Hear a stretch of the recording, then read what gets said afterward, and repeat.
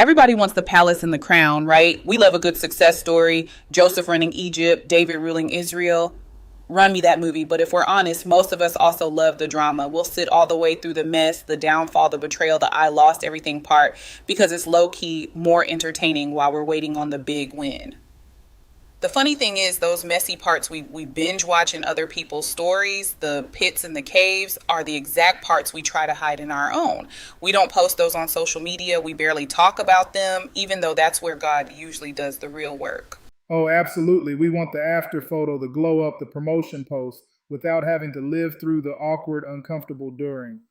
But on today's episode of See the Journey, we're diving straight into that messy middle. We're going to hit a quick recap of how God used a dark pit and a prison in Joseph's life and some incredibly lonely caves in David's life to forge the very success we love to shout about at the end. And honestly, we need to talk about our pits and caves too, because while they might look a little different than a first century dungeon, the only way through any of them is to tie your faith into God and absolutely refuse to let go. Right? Because if we only look at Joseph's palace and David's crown, we are going to completely misunderstand what God is doing when you inevitably find yourself stuck in a pit of your own. You'll think you've been abandoned when in reality you're just being prepared. Let's ground this. We talked about Joseph in our last episode, From Pit to Palace. And for anyone who missed it, the short version is wild. He's the favorite son. He's got the special coat, the big dreams. But his brothers get so jealous, they literally throw him into a pit and sell him into slavery. Talk about a bad day. He gets dragged down to Egypt, works as a slave, decides to operate with total excellence and integrity anyway. And his reward? He gets falsely accused and thrown into prison. Pit, slavery, prison. That is mathematically as far from a palace as you can possibly get. Exactly. It feels like a total dead end. But what fascinates me is that even there, Joseph keeps tying his faith to God. He's serving the other prisoners. He's interpreting dreams. He's staying faithful in a place that feels completely forgotten. And that's the secret, isn't it? Because none of those hard places were wasted. In one single day, God pulls him from that prison, puts him in front of Pharaoh to solve a national crisis, and boom, he's promoted to second in command over all of Egypt. He shows us exactly what to do when life throws you in a pit. But today I think we really need to look at David, because David shows you what to do when God hides you in a cave. David's story is such a perfect contrast. His journey starts out in a field. He's just this teenager, forgotten with the sheep, while his older, better-looking brothers are paraded in front of the prophet Samuel. And God keeps telling Samuel, nope, not that one, not him either, until they finally call David in and the oil is poured on his head. This shepherd kid is anointed as the future king. But here's the crazy tension in that moment. David is chosen, the oil is literally dripping off his head, and then absolutely nothing changes. He goes right back to smelling like sheep. He has this massive private promise on his life, but his public circumstances still look completely ordinary. I bet someone listening right now feels exactly like that. God has spoken something over your life. You know you have a calling, but your day-to-day still looks like a dusty field. Yes, and then of course comes the Goliath moment. David steps up when the trained professional soldiers back down in fear. One stone, one giant hits the dirt, and suddenly everyone is singing songs about him. His name is in everyone's mouth. It's the ancient equivalent of going viral overnight. Right, he gets the fame. He gets a job working for King Saul. He's playing music to calm Saul down. He's winning battles. He's a commander in the army. But then the success actually becomes the problem, doesn't it? It really does. The people start singing this catchy little tune. Saul has slain his thousands and David his tens of thousands. And that song plants a seed of ugly, toxic jealousy in Saul's heart. From that day on, Saul watches David with suspicion. Suddenly, Saul isn't looking at David as a blessing to his kingdom.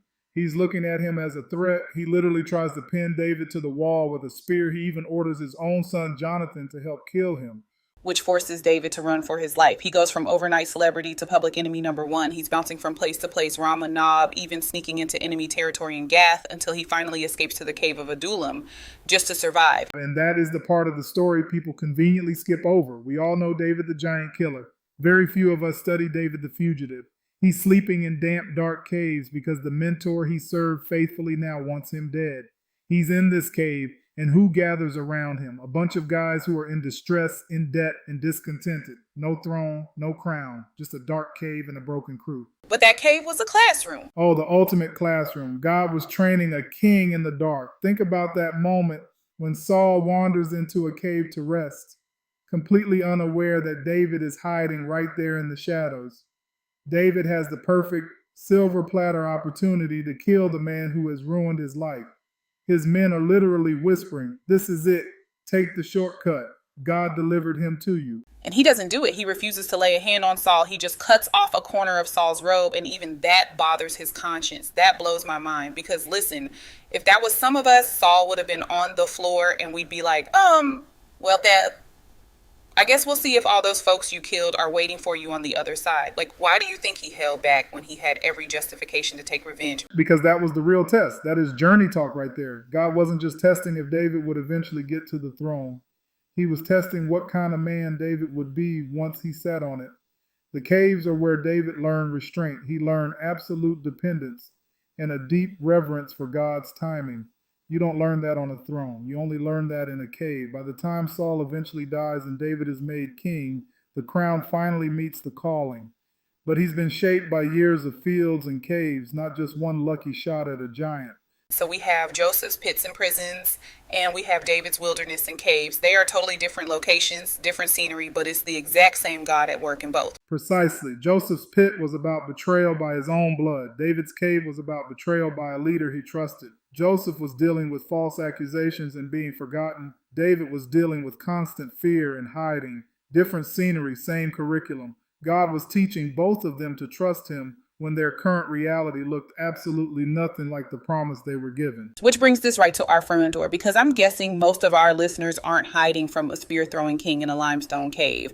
But your pit might feel like that breakup that completely shattered your confidence, or the layoff you did not see coming. Or church hurt, the kind of betrayal that makes you just want to isolate and never trust the community again. Or maybe your pit is an addiction relapse that has you drowning in shame right now. And your cave, it might not be carved into rock. It might be that apartment you had to move back into with your parents after your big plans fell apart. It might be a cubicle at a job that pays the bills, but it doesn't even touch your actual gifts. Or it might be your relationship cave where you're not even praying like, Lord, send me a spouse. And you're like, Lord, like, can I just get a decent date? Like it's so quiet. You start wondering if the opposite sex even knows you exist. Or just a season where your phone is dry, the invitations have stopped, and you feel completely invisible. And it shifts with seasons, doesn't it? In your 20s, your cave is usually financial panic and having no clue what your future holds. In your 30s, maybe it's a marriage crisis, or you're raising toddlers and just feel chronically burned out. By your 40s and 50s, the cave might look like health scares, taking care of aging parents, or this heavy realization that some of your dreams have officially expired. Different season, different cave, different chapter, different pit, but the same God is still at work. I want everyone listening to remember this one line. Just because my cave doesn't look like your cave doesn't mean God isn't working on us both. So the million-dollar question is, how do you actually get through it? And the answer isn't just think positive or pretend it doesn't hurt. You get through by tying your faith into God and refusing to detach. Joseph didn't charm his way out of the pit. He didn't escape prison by manipulating the guards. He held on to the God who gave him the dream in the first place, even when the dream seemed massively delayed. And David didn't survive the caves by just being an alpha male. He turned those caves into prayer closets. Half the Psalms we read for comfort weren't written in a palace. They were written in pure panic and fear and in waiting. For you and me, tying our faith into our pits and caves looks like choosing to believe God is still writing your story, even when the current page is really ugly. It means showing up with integrity at a job you hate because you work as unto the Lord. It means praying when you feel absolutely nothing, simply because you know He hears you. It means forgiving when you would much rather get even, trusting that God is a better judge than you are. Because faith doesn't always change the location overnight. Joseph woke up in a prison cell a lot of mornings before Pharaoh finally called. David woke up in a cold cave for years before the crown ever touched his head. But faith changed who they were in those places. And that internal transformation is what prepared them to actually handle the palace when it finally came. So as we wrap up today, I really want to ask you, the listener, where are you right now in your journey? Are you in a pit season where something happened that dropped you so low you're still trying to catch your breath? Or a prison season where you feel stuck, limited, maybe paying for a decision you made a long time ago? Or are you in a cave season, hiding off the radar, wondering if God has just moved on from you? Wherever you are, please hear this. God does not waste pits. He does not waste prisons. And he certainly doesn't waste caves. The very parts of your life you are trying to skip over or hide are usually the exact parts he wants to use to build real depth in you. Joseph shows us that God is with you in places you never would have chosen. David shows us that God is forming you in places you would never post online. Your faith is the rope that ties your heart to God's character when your eyes can't see his plan yet. If this episode helped you see your season differently, do us a favor. Share it with one person who is ready to quit in their pit or their cave, someone who feels like their life is going backwards. Let them know this might be a dark chapter, but it is not the whole book. And make sure to subscribe to In the Huddle. We're going to keep walking through these stories, ancient ones and modern ones, finding where God does his absolute best work in the worst looking places. As you go into the rest of your week, don't just chase the destination. Don't just ask God for the palace or the crown. Have the courage to ask him, what are you building in me here, in this pit, in this cave, in this season that I really don't like? When you start to really see the journey, you realize something wild. The place you can't stand right now might be the exact ground God is using to grow you into the person you've been begging him to make you. See you next time on In the Huddle.